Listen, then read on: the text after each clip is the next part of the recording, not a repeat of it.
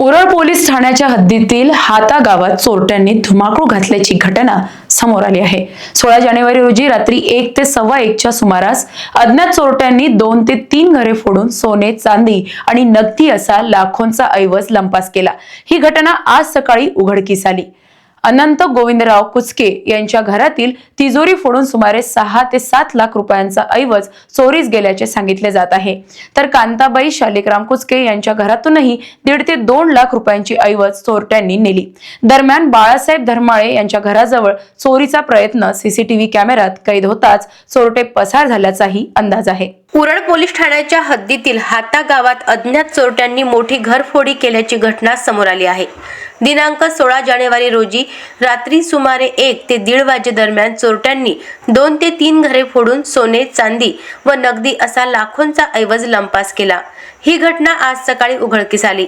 अनंत गोविंदराव कुचके यांच्या घरातील जुनी तिजोरी फोडून सुमारे 6 ते 7 लाख रुपयांचा ऐवज चोरीस गेल्याचे समजते।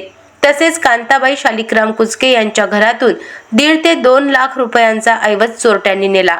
बळीराम तळोकार यांच्या घरातही चोरीचा प्रयत्न करण्यात आला।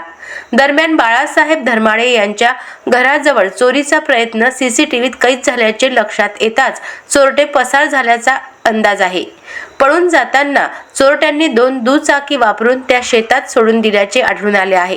माहिती मिळताच ठाणेदार पंकज कांबळे यांच्या मार्गदर्शनाखाली पोलीस फॉरेन्सिक पथक व श्वान पथक घटनास्थळी दाखल झाले असून पुढील तपास सुरू आहे।